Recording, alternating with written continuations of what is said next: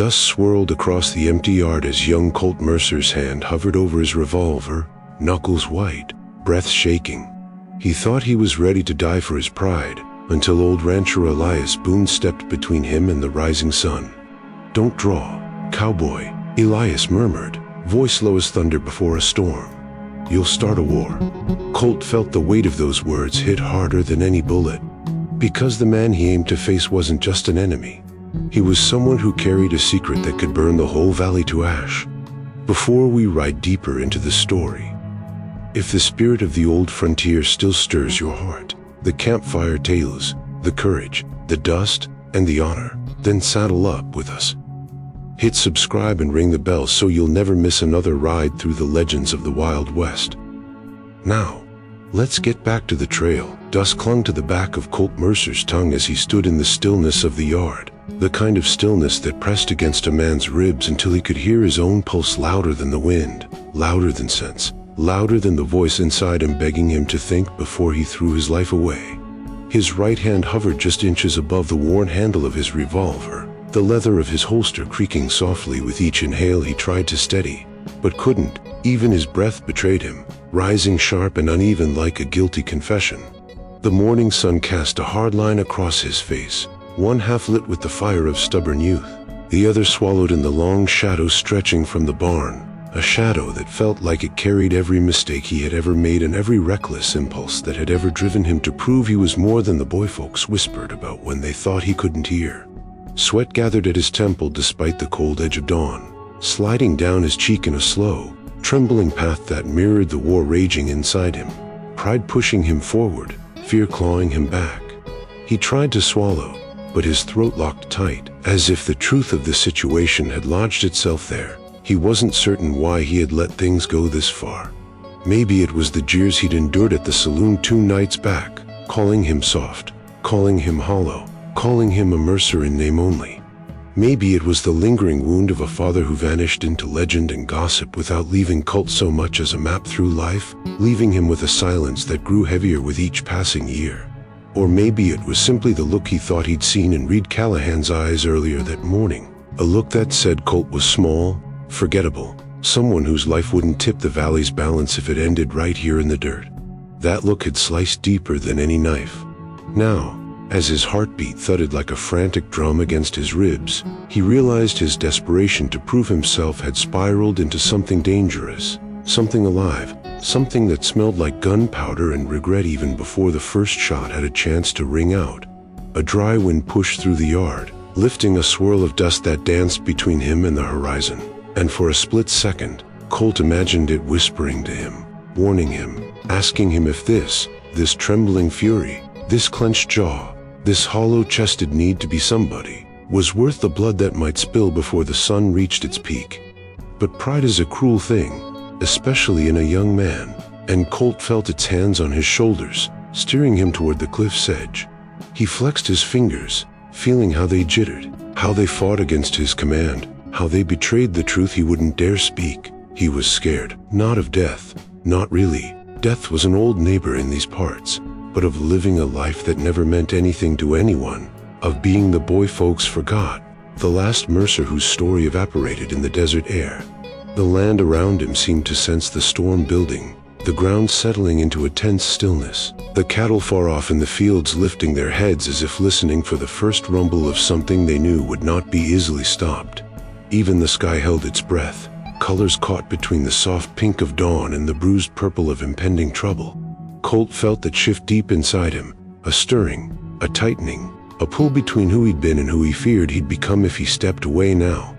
And yet, beneath that tangle of pride and fear, a small voice, quiet, nearly drowned, asked him if this moment, this foolish stand, was truly his choice, or if he was letting his past drag him somewhere he wasn't ready to go.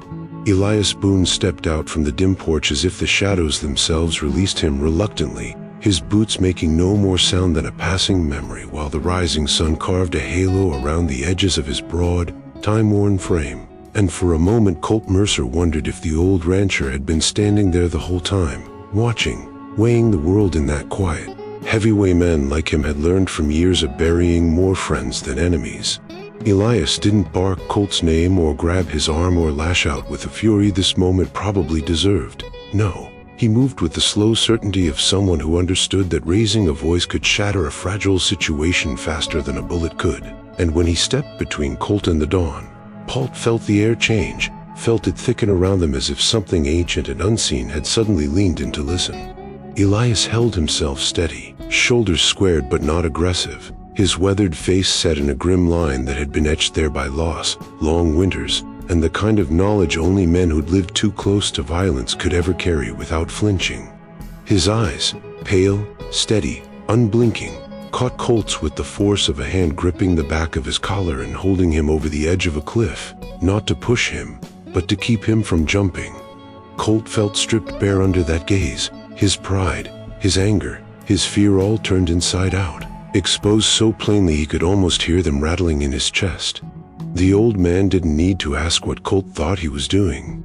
He already knew. Elias's silence carried a gravity more powerful than any reprimand Colt had received in his life, and when the old rancher finally spoke, the sound of his voice slid through the yard with the low, rumbling calm of distant thunder, steady, deep, impossible to ignore. "Easy," he murmured, just that one word, but it was enough to freeze the tremor in Colt's hand, enough to cool a spark that only moments before had threatened to ignite everything in reach. Elias didn't glance back at Colt as he moved a step farther forward, positioning himself squarely between the boy and whatever future Colt thought he was grabbing toward. Instead, he kept his gaze fixed on the road beyond, on the presence Colt knew waited there, Reed Callahan, like a storm cloud refusing to break. The sun climbed higher behind Elias, casting his long shadow across Colt's boots, and Colt felt a strange mix of comfort and humiliation swelling in his chest. Comfort, because Elias Boone standing there made the world feel a little less deadly. Humiliation, because Elias having to stand there at all proved Colt wasn't as ready to be a man as he'd convinced himself he was. The heat of dawn pressed against Colt's back while the chill of Elias's calm settled over his front, trapping him in a moment that felt both protective and suffocating. Elias didn't reach for his own gun. He didn't need to. There was an authority in him that came not from force but from history. Decades of surviving the frontier, negotiating its dangers, burying the consequences of choices made too quickly. Colt hadn't lived long enough to understand that kind of weight, but he felt it now like a hand on his shoulder urging him to breathe, to think, to see beyond the red haze of his pride. He swallowed hard, throat clicking, as Elias spoke again. A quiet, pointed horn slipping from the old man's chest, a sound that wasn't quite a warning, wasn't quite a sigh, but something in between, a sound that told Colt Boone understood this moment better than he ever could. It wasn't just a boy with a gun and a man with a grudge. It was the first tremor of something much larger, something Elias had recognized the instant he stepped into the rising light. And Colt, standing behind him, suddenly felt the terrifying truth. If Elias Boone was worried, then Colt Mercer had been standing on the edge of far more than a Muscata duel. He'd been standing at the edge of a war. Elias Boone didn't raise his voice when he said it. He didn't need to, because the words themselves carry the weight of a gravestone settling into earth, the kind of weight that belonged only to men who had seen peace unravel before and lived long enough to fear how quickly it could happen again.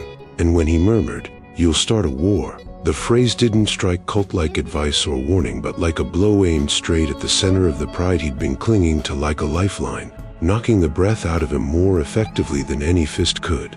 For a heartbeat, Colt thought he'd misheard. Wars didn't start with boys like him, with trembling hands and half-formed courage. Wars started with tyrants and outlaws and men with power, not with a ranch hand barely old enough to shave clean.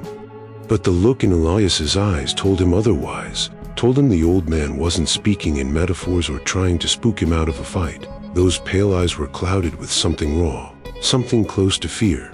Not fear for himself. Elias Boone was too weathered for that. But fear for the valley, for the people scattered across it who had no say in the kind of trouble Colt was about to unleash. That look hit Colt harder than the words. He felt his grip falter, his fingers loosening around the thought of the gun even before they loosened around the gun itself. Because Elias Boone didn't fear easily, and certainly not because one hot-headed boy might embarrass himself in the dirt.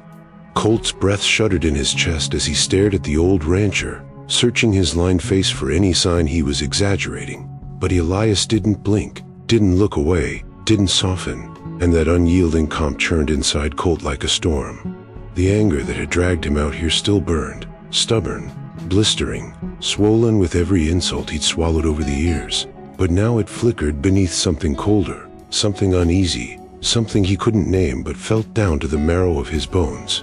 Or, Colt almost whispered the words, though he didn't dare speak them aloud, because even thinking them felt dangerous, felt like stepping on unstable ground. What war?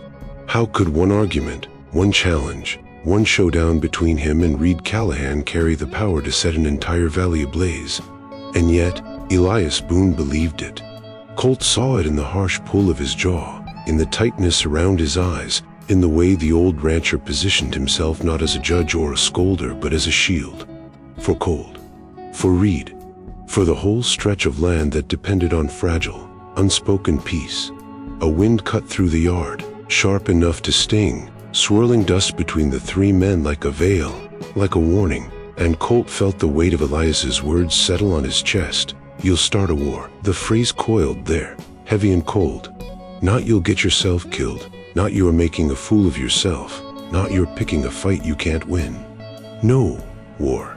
War meant families torn apart. War meant cattle herds slaughtered. War meant barns burning through the night while men shot from the tree line. War meant a valley soaked in the kind of grief that didn't disappear for generations. Colt didn't understand the details, didn't know what lay beneath Elias Boone's fear, but he could feel the truth pressing against him, real enough to taste. His fingers finally slipped fully away from the handle of the revolver, but the heat in his chest didn't fade. It simmered, resentful and confused. He wasn't ready to walk away, not yet, but for the first time since this foolish standoff began, Colt Mercer realized he might be standing in the middle of something far bigger than pride, bigger than anger, bigger even than him. And that terrified him more than anything. Reed Callahan stood at the far end of the yard with a kind of stillness that didn't belong to a man preparing for a fair fight, but to a man who had already made his peace with whatever outcome he intended to force. And Colt Mercer felt a chill crawl up his spine as he realized Reed hadn't moved, not an inch, not a breath, not even a twitch of impatience, since the moment Colt had stepped out into the morning light, as if Reed had rooted himself into the earth and decided to become part of it until the valley itself answered whatever silent question he carried in his dark, unreadable gaze. There was no bravado in his stance, no smirk, no taunting gesture inviting Colt to make the first mistake. Instead, Reed's arms hung loosely at his sides, his coat brushing lazily against his boots, and his eyes, cold, deliberate, unblinking, stayed locked on Colt with a patience that felt older than both of them combined. Colt had seen men bluff confidence before, men who puffed out their chests or shifted their weight just to keep their fear from showing. But Reed displayed none of those tells. He was calm, too calm. A controlled silence wrapped around a man who seemed to know exactly how this morning was meant to end. And it was that calm, that eerie quiet confidence, that made Colt's stomach twist, not from fear of Reed himself but from the dark certainty that Reed knew something Colt didn't, something heavy and hidden and dangerous enough to freeze the air between them. The yard stretched like a no man's land, a single line of dust and tension drawn tight between their locked gazes, and Colt could almost feel the ground trembling beneath the weight of unspoken consequences. Reed didn't have to say a word for Colt to sense it, that subtle shift, that low hum of something simmering just beneath the man's stoic shell, something that didn't belong to personal pride or private grudges but to a larger force working behind Reed's steady presence. Colt's breath hitched when Reed finally blinked, just once, slow and measured, as if confirming a silent calculation, and Colt suddenly felt like he wasn't staring at a rival or an enemy but a messenger of something much bigger, something that had been waiting for an excuse to step out of the shadows and split the valley in two. The longer Colt looked at him, the more he understood why Elias Boone had stepped forward with that grim look, why his voice had carried the weight of prophecy, because Reed Callahan wasn't here to duel. He wasn't here to defend his honor or settle a personal dispute. He was here because someone, somewhere, wanted a spark, and Colt was standing in the perfect place to become it. Reed's stillness wasn't confidence, it was readiness, a readiness Colt had never seen in a man his age, a readiness that felt like the tip of a blade touching the valley's throat. A gust of wind swept across the yard, lifting a curtain of dust that swirled between them like smoke rising from a fire not yet lit, and even the lance seemed to hesitate, as if aware that one wrong move might fracture everything holding this fragile piece together. Colt's heart slammed against his ribs, his breath thinning to a tight thread as Reed's gaze continued to pierce through him, not challenging, not daring, but measuring, waiting, watching to see if Colt would be the one to crumble first. The silence between them wasn't the quiet of two men preparing to shoot. No, it was the quiet of a valley holding its breath, the quiet before a fissure breaks wide open, the quiet before a story that has been simmering beneath the soil finally claws its way to the surface.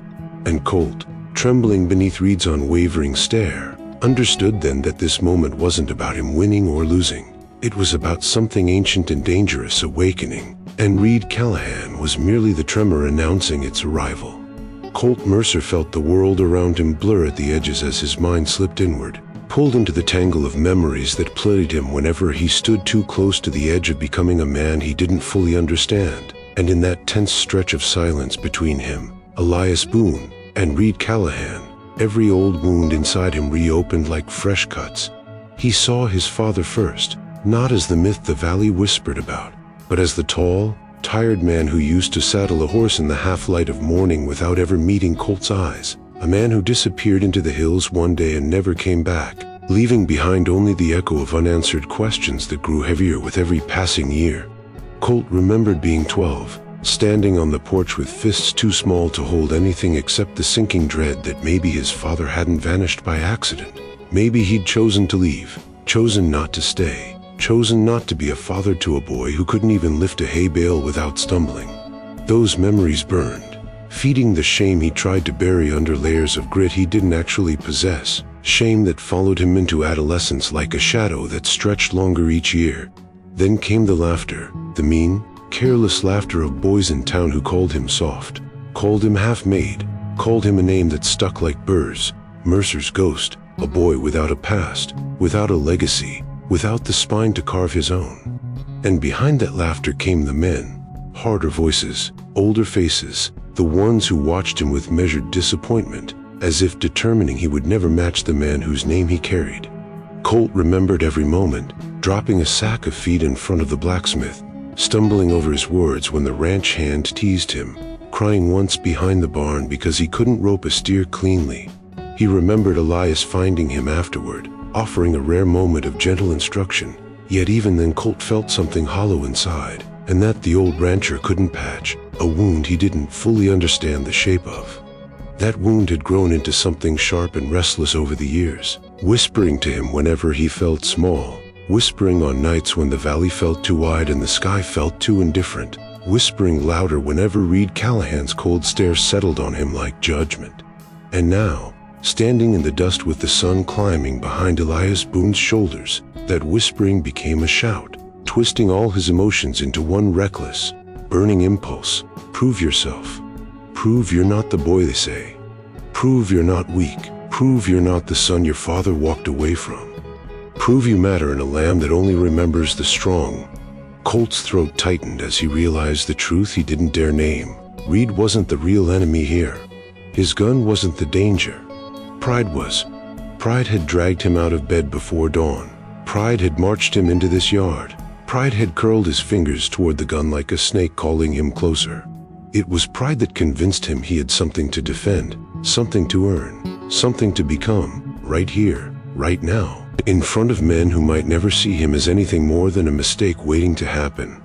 Pride was louder than Elias Boone's warning, louder than the quiet dread in Reed's stillness, louder even than Colt's own fear. It roared inside him with a heat that felt almost holy, a promise that if he could just stand firm, if he could just be brave enough to draw, maybe this time, finally, he would be enough.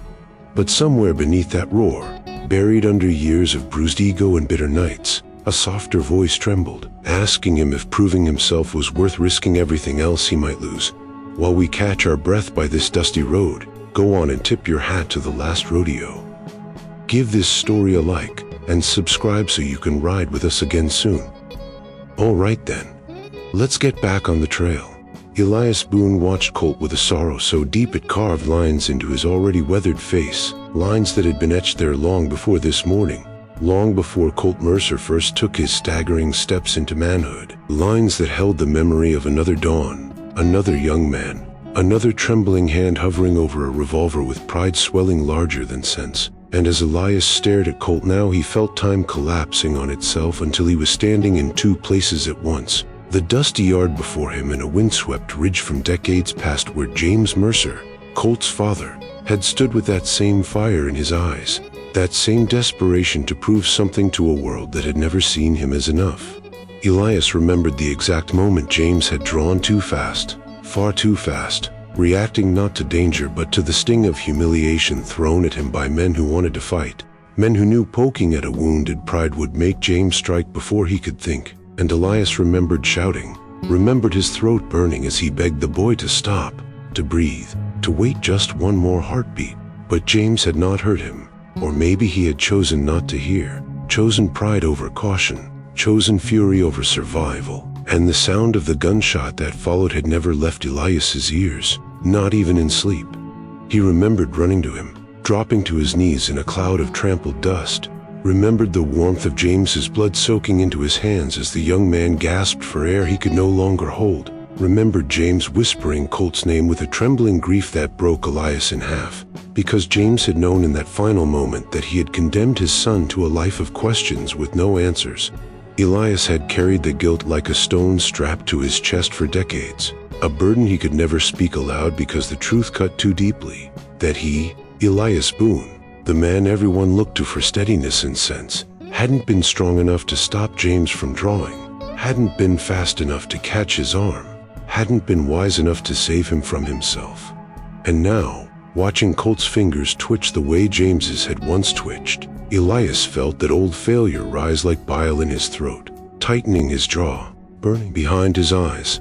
He saw not just Colt but James standing there, young and angry and heartbreakingly unaware of how close they were to disaster. The memories weighed so heavily on Elias that he had to steady his breath, had to plant his boots deeper in the dirt so Colt wouldn't see the tremor working its weight through him. Colt thought Elias's silence was judgment, or restraint, or even disapproval, but it wasn't. It was grief. It was guilt. It was the terrible, suffocating knowledge that history had a mean way of circling back to the sons of men who had already paid the highest price. Elias had spent years trying to protect Colt from the truth, from the sharp edges of a legacy that wasn't Colt's fault to bear, and yet here they were, standing on the edge of the same mistake, poised to lose another Mercer to the dust. Elias swallowed hard, the taste of old regret bitter on his tongue, and forced himself to breathe slowly, steadily, because Colt needed calm right now, not a man rattled by ghosts. Elias would not, could not, let the past repeat itself. Not again. Not with this boy who didn't know what battles had been fought before he was old enough to walk. Colt didn't know the history, didn't know the blood that stained the valley because of one ill-timed draw, didn't know why Elias's voice had cracked with something like fear when he warned him. But Elias knew. Elias remembered. And he would burn the whole valley to the ground himself before he let Colt Mercer fall the same way his father had, alone, angry, and too young to understand the cost of a single reckless second. Reed Callahan stood at the far end of the yard like a statue carved from shadow and quiet calculation, and if Colt Mercer had been calmer, older, wiser, he might have recognized that Reed's stillness wasn't confidence or restraint but strategy, the kind of strategy that came from knowing he wasn't standing out here alone, knowing unseen forces moved behind him like wolves waiting for a crack in the fence, waiting for one foolish spark to justify tearing the valley apart. Reed's eyes, cold and steady beneath the brim of his hat, held no personal hatred for Colt. In truth, there was barely anything personal in Reed at all that morning. Instead, Colt saw something like resignation there, a weary acceptance that he had been shaped by hands far stronger than his own, molded into a toolman to be used at exactly the right moment. And this morning, this frantic dawn with dust crawling across the yard, was meant to be that moment. Reed's jaw shifted once, the faintest tightening, as if remembering the conversations whispered in the back rooms of the cattle barons' gatherings, where men with too much land and too little conscience spoke of balance, of control, of keeping the valley in line. Reed had ties to them, deep, binding ties forged not through loyalty but through obligation, through debts his family owed and threats he could never outrun. Those barons had been waiting for an excuse, any excuse, to unleash the conflict they believed would cement their power, and a dead young cowboy, especially a Mercer, would give them the perfect justification to send hired guns sweeping through homesteads, ranches, and grazing lands under the guise of restoring order. Reed knew this. He had known it long before he walked into this yard.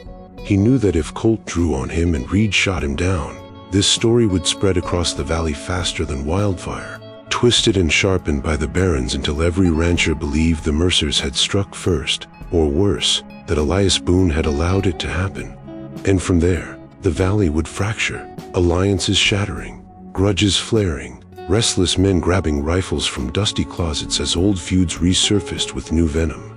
Reed could see all of it in horrifying clarity, yet he stood there anyway, every muscle under tight control, because for reasons he didn't dare let show.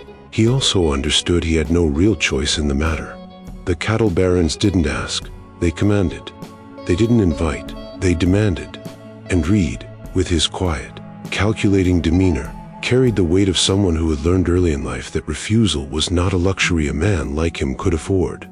So he stood there, still as a great marker, not taunting Colt, not provoking him, but waiting with attention so sharp it cut through the morning air like a blade. Colt felt it without understanding it. Elias Boone felt it with sickening clarity. Reed's stillness wasn't the calm of a man confident in his draw. It was the readiness of a man trapped in a role too large for him, too dangerous, too steeped in the valley's political underbelly. The cattle barons had chosen their sacrificial moment well, a headstrong young cowboy driven by pride, an old rancher carrying unbearable guilt, and Reed himself, a man caught between duty and conscience, between survival and disaster. One flinch, one twitch, one heartbeat too slow or too fast, and Reed knew the valley would fall into chaos before the week was out. He didn't want that future, but he also knew the barons had already prepared their riders, already spread their rumors, already sharpened their blades in anticipation. All they needed was the spark. And Reed Callahan, standing alone in the dust at dawn, was meant to be the man holding the match. Colt Mercer felt something inside him snap, a thin nerve stretched too tightly finally giving way, and before he could swallow the heat rising in his chest, his voice cracked through the tense morning air, raw, trembling, louder than he intended, as he demanded, "Why are you stopping me, Elias? Why won't you let me finish this?" The words came harsh and uneven, each syllable scraped from a place of confusion and bruised pride, and for a moment Colt hated how young he sounded, how desperate, how lost. Elias Boone didn't turn around right away. He stood with his back to Colt, shoulders set like an old tree weathering a storm it had survived too many times before. And when he finally shifted his stance, it was slow, deliberate, the kind of movement that told Colt the old rancher was weighing every possible answer before choosing the one that would not push the boy closer to the edge. Colt took a step forward, dust crunching beneath his boots, his hands curling into fists at his sides as he searched Elias's lined face for anger, judgment, anything to explain the tight silence choking the yard. But Elias only looked at him with a heaviness that made Colt's skin prickle, as if the old man were mourning something before it had even happened. "This isn't your fight, son," Elias said at last, his voice low and steady, but carrying a tremor Colt had never heard from him before, a tremor that felt too much like fear for Colt's liking. Never was. Colt clenched his jaw, heat burning behind his eyes. "Not my fight?" He shot back, struggling to keep his voice from breaking again. "Reed came after me. He called me out. This is about settling things between us, between men." Elias's gaze hardened, but not in anger, in sorrow, in warning, in something deeper Colt couldn't name. "It's not about you and it's not about being men," Elias murmured. "It's about the valley. It always has been." Colt felt the words punch the breath out of him. The valley? What in God's name did the valley have to do with the fire burning in his chest? With the shame he carried? With Reed's cold stare? But Elias offered nothing more, no explanation, no comfort, only the cryptic truth delivered like a prophecy he wished he didn't have to speak. Colt's frustration surged, twisting with fear he refused to acknowledge. "Then tell me," Colt begged, voice cracking again despite his efforts to steady it. "Tell me what this is really about. Why are you acting like I'm standing in the middle of something I can't see?" Elias didn't answer immediately. Instead, he looked toward Reed Callahan, the unmoving figure at the far end of the yard, silent as a gravestone, then back at Colt with a look that made Colt's stomach tighten, a look that told him Elias was considering how much truth a young man could bear in a single breath. "There's blood in this ground," Elias finally said, his words soft but sharp, slicing through the morning calm. "Old blood, the kind that never settled right. Feuds don't die just because the men who started them do." Colt swallowed hard, his pulse stuttering as those words sank deeper. He suddenly felt the weight of a history he'd never been part of yet somehow carried in his bones, a history Elias clearly knew but refused to unfold, as if revealing too much might invite ghosts into the yard. "You're not stopping a fight?" called, Elias whispered, voice barely louder than the wind. "You're stopping a fire." Colt stared at him, breath caught in his throat, sensing more than understanding that Elias was telling him the truth. Not the whole truth, not yet, but enough to know that whatever waited beneath the surface of this valley was older and darker than any grudge he held. And Elias Boone, with his haunted eyes and heavy silence, was trying, desperately, to keep the darkness from swallowing Colt the way it once swallowed another man with the same last name. Elias Boone closed his eyes for a long moment, as if gathering the strength to lift a boulder he'd been pinned beneath for decades. And when he opened them again, the grief there was so naked, so stripped of the stoic composure Colt had always admired, that Colt felt his breath catch in his throat before a single word was spoken. The air seemed to thicken, the morning sun dimming behind a veil of dust as Elias finally exhaled and said, with a quiet finality that felt like the earth itself shifting, "Your father didn't die in a raid, Colt. And no outlaw ever laid a hand on him." The words slammed into Colt with such force his vision wavered, the yard tilting slightly as the truth, impossible, unwanted, unfathomable, hung between them like smoke from a gunshot. Colt's mouth went dry, his heartbeat stuttering as he tried to form a question, any question, but Elias raised a trembling hand, stopping him gently, as if knowing that once the dam broke, the flood could not be contained. "James got himself tangled in something he didn't understand," Elias continued, voice low, rough, scraping out truths long buried beneath fear and guilt. "Something that was already boiling beneath the valley. Something Reed stands in the center of now." Reed, silent, distant, watching, suddenly felt like a specter looming at the edge of the morning, and Colt's skin prickled as he tried to reconcile the father he'd imagined with the one Elias was describing. Elias swallowed hard, the muscles in his jaw twitching with old pain. "Your father wasn't killed by strangers," he said, each word heavy as wet earth. "He died because he stepped into the early shadows of the same feud threatening to erupt today. He tried to stop something he didn't realize was bigger than any one man could shoulder." Colt's knees nearly gave out beneath him, his boots scraping the dust as he shifted his weight to keep from collapsing outright. The world felt too loud, too bright, too sharp. Even the creak of the barn boards in the wind felt like a knife dragging across his senses. "No," Colt whispered, but the word had no conviction, only a desperate plea to unhear what had already carved itself into him.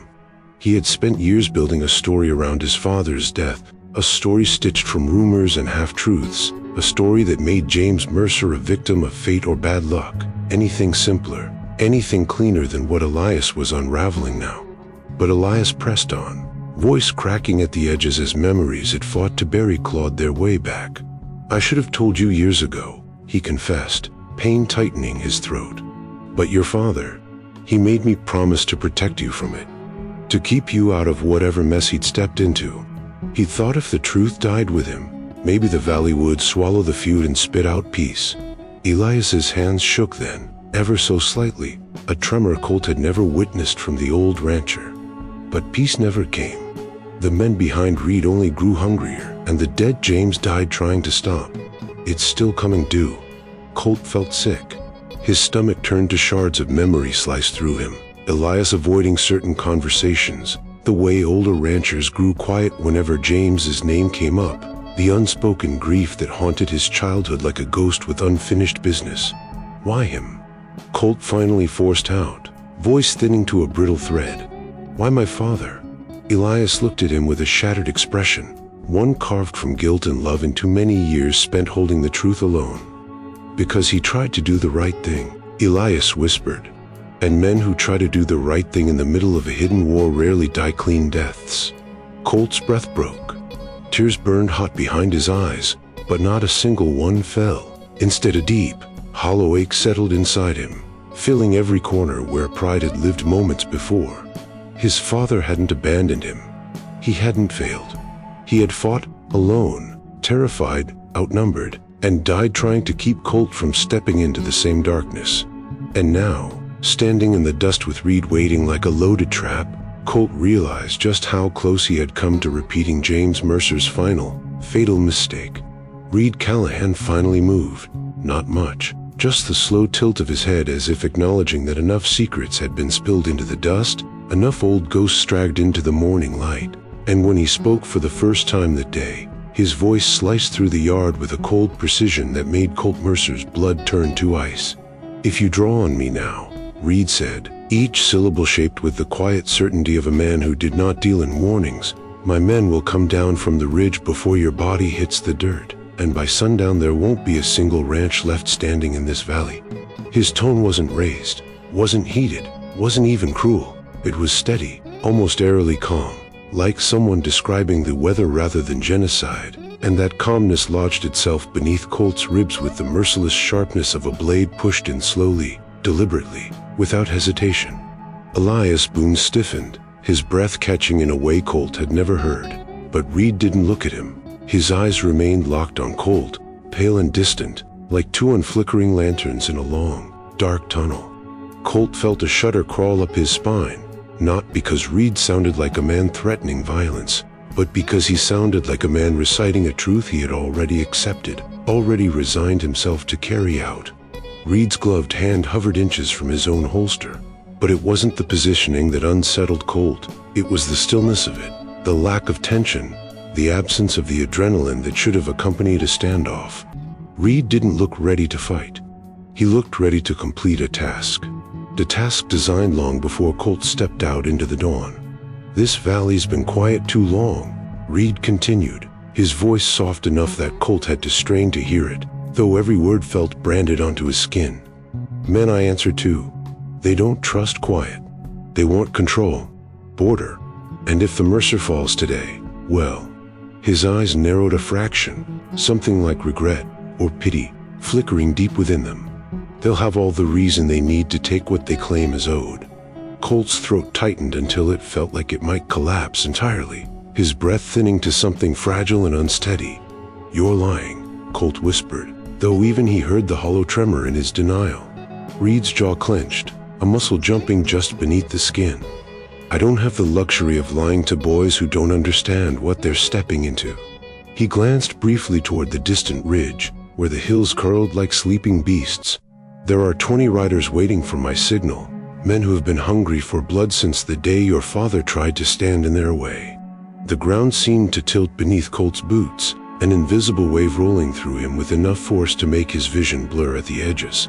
He had felt certain, minutes ago, that Reed challenged him out of rivalry or old grudges. But now, listening to Reed unravel the truth with quiet brutality, Colt realized he was nothing more than a piece on someone else's board, a piece that could be sacrificed without hesitation. A memory flashed, his father's final day, the whispered rumors, the silent grief in Elias's eyes. It all snapped into place like a steel trap. "You think drawing on me proves something," Reed murmured, stepping forward just once, enough to pull the shadows with him. "But all it proves is that you don't know what fights are worth dying for, and which ones will damn everyone else along with you." Colt felt his palms grow slick, his heartbeat slow into something cold and deliberate, the anger that had once roared inside him shrinking into a trembling ember under the weight of Reed's unshakable certainty.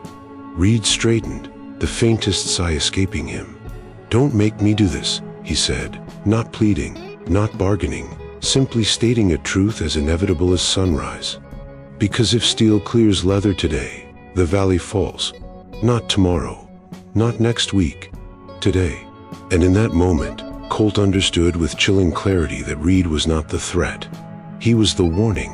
While we catch our breath by this dusty road, go on and tip your hat to the last rodeo. Give this story a like and subscribe so you can ride with us again soon. All right then, let's get back on the trail. Colt Mercer stood suspended between two versions of himself. The reckless boy who had stormed into the yard fueled by wounded pride, and the man he might become if he chose a different path. And in that trembling space between the two, the world around him seemed to fall silent, leaving only the roar of his heartbeat and the suffocating weight of Reed's chilling certainty pressing against his ribs like an iron brand. Pride still snarled inside him, clawing, furious, humiliated, whispering that backing down now would mark him forever as weak, as soft, as nothing more than the boy everyone had always said he was, and the humiliation of that thought burned hotter than any bullet wound ever could. But beneath that wild, angry voice, another voice rose, quieter, steadier, worn at the edges like leather left in the sun too long. His father's voice, or at least the memory of it, faint but unmistakable, asking him if this was truly the hill he wanted to die on, if pride was worth the cost of an entire valley. Colt felt tears stinging behind his eyes, not from fear but from the unbearable tension of a choice that wasn't supposed to belong to someone his age, a choice that felt too big, too heavy, too final. He had spent so long imagining himself standing tall in moments like this. Imagine proving to the world that James Mercer's son was no coward. Imagine drawing fast and striking true and hearing men whisper his name with respect. But now that he stood in the center of that imagined moment, every fantasy collapsed under the crushing truth. If he drew now, he wouldn't be remembered as brave. He'd be remembered as the boy who doomed the valley. Reed's words echoed relentlessly. 20 riders on the ridge, waiting, hungry, eager, and Colt pictured each homestead, each barn, each family whose lives would be trampled beneath a war he'd sparked because he wanted to silence the ghosts of his own insecurities. He thought of Mrs. Halpern's little girl who fed sugar cubes to his horse last week, of the Rydell twins who raced their ponies along the creek, of the old men who sat outside the general store playing checkers every morning as though time itself had surrendered to them. He thought of Elias, who had carried the burden of James Mercer's death like a secret wound, who stood now between Colt and destruction with nothing but his aging body and a lifetime of sorrow. Colt's chest tightened painfully, breath thinning into something fragile, something that trembled at the edges. His father had died trying to stop this conflict from taking root, died alone, scared, overmatched, carrying the impossible hope that keeping the truth buried would be enough to keep his son safe. And here Colt was, about to throw himself into the same fire as father had burned in. Is this who you want to be? The quiet voice inside him asked, not accusing, not demanding, just pleading. Colt's gaze drifted from Reed's cold stillness to Elias's grief, then to the wide stretch of valley behind them, its fields gold under the rising sun, as if the land itself were waiting for his choice. A strange calm began to settle in him, not the numbness of defeat, but a deeper, steadier strength born from something other than pride. Pride made men reckless. Love made men brave. Colt realized then that this moment wasn't about proving himself. It was about protecting everything that made him who he was, the people, the land, even the memory of a father he barely knew. His hand, which had hovered near his gun for what felt like an eternity, shook once, violently, then slowly eased back toward his side, fingers uncurling as though releasing not just the fight, but the boy he had been moments ago. Something inside him shifted, subtle but profound, like a door closing softly on the past and opening on to a new, terrifying, necessary future. Colt Mercer was no longer fighting to be seen. He was fighting to save. Elias Boone stepped closer without a sound, his boots settling into the dust beside Colt as naturally as if they had always belonged there, and when his calloused hand came to rest on Colt Mercer's trembling shoulder, the world, every fear, every echo of Reed's threat, every ghost from Colt's past, seemed to pause long enough for Colt to breathe again. Elias didn't speak. He didn't need to. The weight of his hand carried more meaning than any long-winded comfort ever could, a steady, grounding warmth that seeped through Colt's shirt and into the ache that had lived beneath his ribs since boyhood. It was a silent promise, the kind of man like Elias only made when he met it with every remaining year he had left. "You're not alone, son. Not today. Not ever again." Colt's throat tightened as the touch steadied him in a way he didn't realize he had been needing, like a rope thrown to a drowning man or a lantern lit in a room long forgotten by daylight. For years, Colt had walked through life half certain he was unwanted, half believing that every man he admired saw him as nothing more than a burden, a reminder of a father whose death cast a long, thorny shadow across the valley. But standing there with Elias's hand gripping his shoulder, not with force, but with quiet conviction, Colt felt something shift deep inside, something tender and startling, like the first warmth of spring melting the frost from old fence posts. The old rancher's presence radiated a kind of calm that settled around Colt like a blanket, softening the sharp edges of fear that had carved themselves into him at Reed's words, steadying the tremor that still lingered in his fingers. Colt didn't need Elias to tell him he'd done the right thing. He could feel it, feel the relief breaking across Elias's tired features, feel the air lighten just enough to let his lungs expand again. Elias wasn't just proud of him, he was grateful, profoundly and painfully grateful, and that realization struck Colt with a force almost as strong as Reed's chilling guarantee had earlier. For the first time, Colt sensed the truth Elias had carried alone for decades. He hadn't just been trying to protect the valley. He'd been trying to protect Colt from the feud, from its consequences, from the ghosts that had swallowed James Mercer whole. And now, for the first time in Colt's life, Elias wasn't shielding him by keeping secrets or by holding him at a distance. He was standing beside him, not as a guardian keeping him small, but as a man honor-bound to walk with him through whatever came next. Colt's breath wavered, heavy with emotion he didn't dare let spill. Not here, not now. Not in front of Reed Callahan, whose cold eyes still measured every movement like weights on a scale. But the presence of Elias's steadying hand anchored him, rooted him, told him he didn't have to face that cold gaze alone. It was a strange, bittersweet feeling, this sudden certainty of belonging, of finally having a place not built from blood ties but from choice, from loyalty, from a kind of quiet love neither of them had ever spoken aloud. Colt had spent years aching for guidance, for someone to stand with him when the world pressed too hard, and he realized now that Elias had always been there, just not in the ways Colt had been young and foolish enough to expect. Now, with Reed lurking at the far end of the yard like a gathering storm, and the weight of a valley's fragile peace trembling beneath their feet, Colt felt the full gravity of the moment, not just the danger, but the bond forged between him and Elias, a bond shaped by loss and guilt and newfound courage.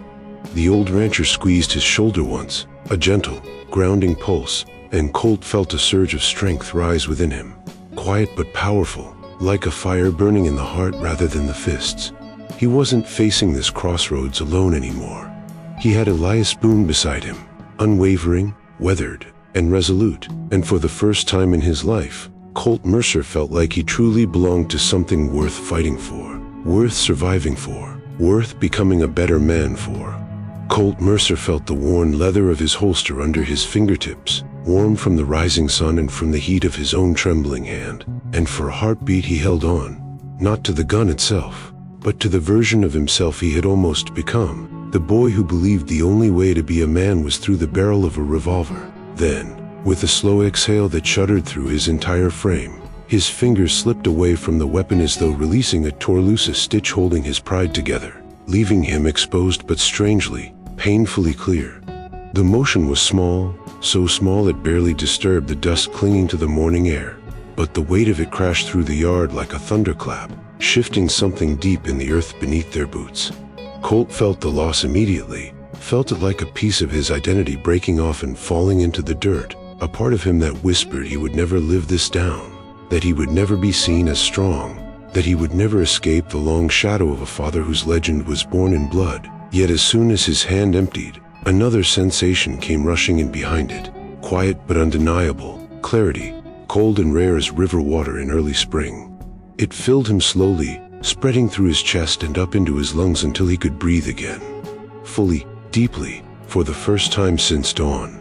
A long breath escaped him, trembling at first, then steadier, like his body finally remembering what it meant to inhale something other than fear. Elias Boone's hand on his shoulder tightened once in a near imperceptible gesture of support, pride, relief, something wordless but heavy with meaning, and Colt felt anchored by it, steadied in a way that made the ground beneath him feel less like a battlefield and more like a foundation he could still build a future on. But across the yard, Reed Callahan's eyes narrowed to thin slits, the slightest change in expression but enough to make the air around him shift, because Reed had been waiting for Colt to draw, counting on it. The valley's fate balanced on the assumption that Colt's pride would ignite the conflict Reed's handlers had been sharpening their knives for. When Colt's hand fell away from the holster, Reed didn't flinch, didn't move, didn't breathe differently, but something in him tightened, like a rope pulled too taut, like a plan carefully crafted suddenly and irrevocably slipping through his grasp. His jaw clenched once, a muscle ticking hard beneath the skin, and his eyes, cold, metallic, calculating, flicked not to Colt, but to the ridge behind him where unseen riders likely waited for a signal they now would not receive. The realization struck Colt like a spark. He had unraveled something Reed believed was inevitable. He had disrupted a chain reaction designed long before this morning. He, Colt Mercer, who had spent so many years believing he was nothing, believing he was too soft, too uncertain, too small, had stopped the war by doing what frightened him most, choosing restraint over rage, wisdom over vanity, legacy over impulse. Reed's stillness changed. It wasn't patience anymore. It wasn't strategy.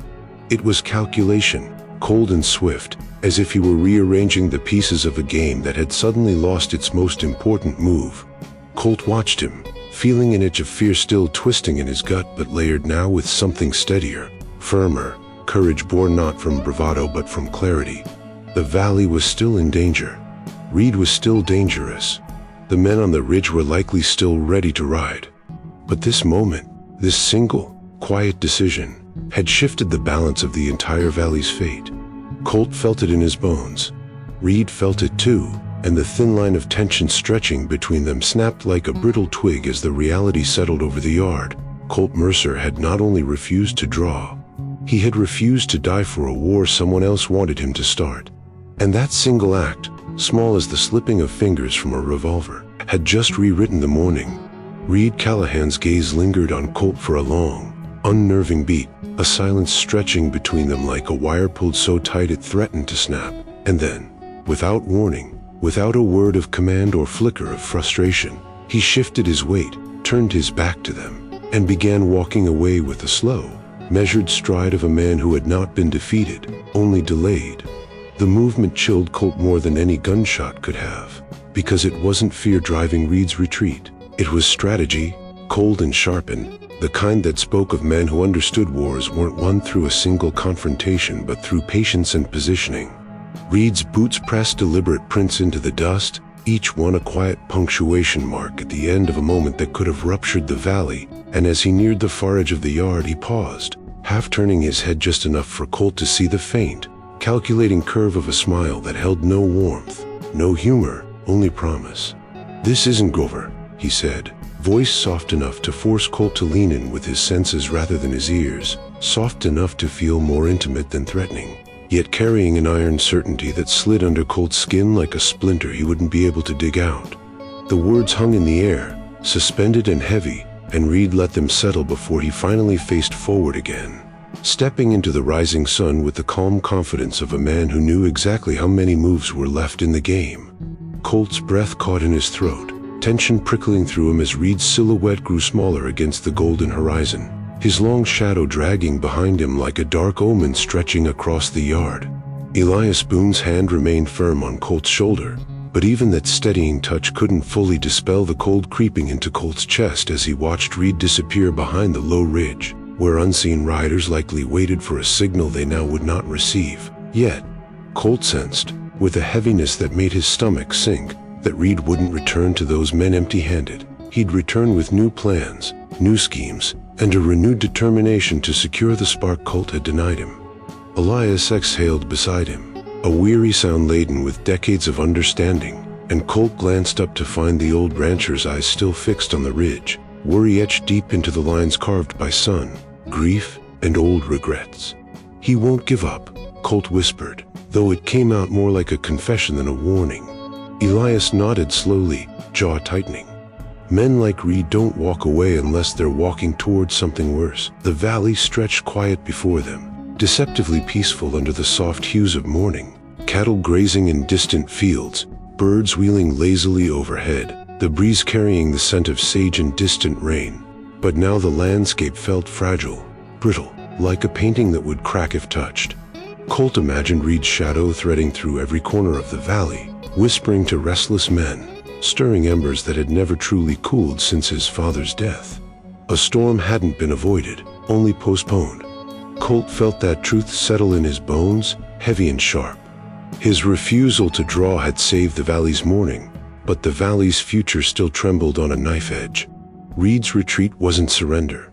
It was a promise of return. A quiet, unsettling reminder that the darkness Colt had glimpsed behind Reed's mask wasn't going to fade with distance.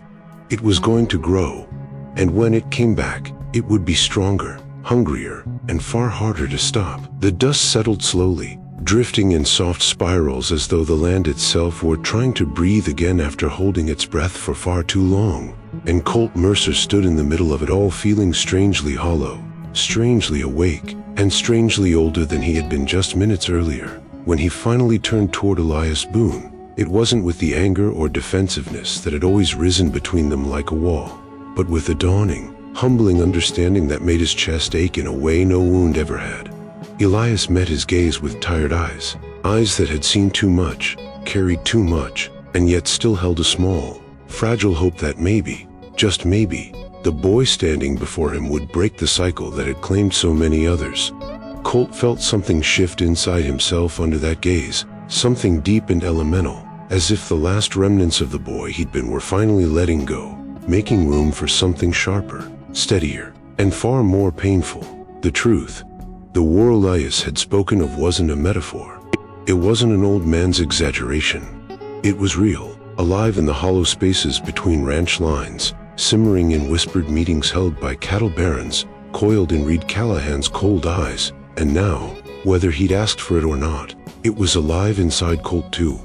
The valley's peace was an illusion stretched thin over decades of buried grudges and unsatisfied greed, and Colt had nearly torn that thin veil apart because he hadn't understood the weight he carried by simply being James Mercer's son. Now, that weight pressed down on him, not crushing him, but anchoring him, sobering him, reminding him that he stood at the very center of something vast and dangerous. He hadn't drawn today. He'd chosen restraint over pride. But restraint alone wouldn't be enough to stop what was coming. Colt knew it. Elias knew it. Even the wind seemed to whisper as it brushed across the yard, carrying the faint scent of faraway rain, as though warning them a storm was gathering beyond the ridge where Reed had vanished. Colt swallowed hard, the realization settling deeper with every breath. He would need to become a different kind of man now. One who didn't run blindly into danger, but also didn't shy away from it. One who understood the valley not just as a place to survive in, but as a place worth protecting with every ounce of strength he could muster. He felt Elias's presence beside him, steady and quiet, no longer a barrier holding him back but a compass pointing him forward. Colt wondered if this was how his father had felt in his final days, standing on the edge of a conflict too big for one man. Yet knowing he couldn't turn away, the thought stung, but it also filled Colt with a simmering resolve, a promise forming not on his tongue but in the fragile place between his heart and his spine. "This isn't over," Reed had said. And Reed had been right. Colt didn't know what the coming days would demand of him. Courage, patience, sacrifice, blood, maybe all of it. But he knew he couldn't afford to be the boy who almost drew his gun out of wounded pride. He needed to become the man who would stand against the storm when it finally broke over the valley. He let his gaze drift across the land, the fields rolling out in soft, golden waves beneath the morning sun, the ranches stretching toward the horizon like scattered pieces of a home that belonged to all of them, fragile yet worth every fight. Colt breathed in the sight, letting it settle into him like a vow. Then he looked back at Elias, and the old rancher nodded, a small gesture, but heavy with meaning, heavy with trust. Colt wasn't alone anymore. And though the path ahead was shadowed, dangerous, and uncertain, he felt something steady take root inside him. Not fear, not pride, purpose. a beginning. If this story stirred a memory or two, saddle up with us again. Hit subscribe and help keep these old frontier tales alive. Out here, every name, every trail, every sunset still matters. So till we meet again, friend, keep your hat tipped to the past and your heart pointed west.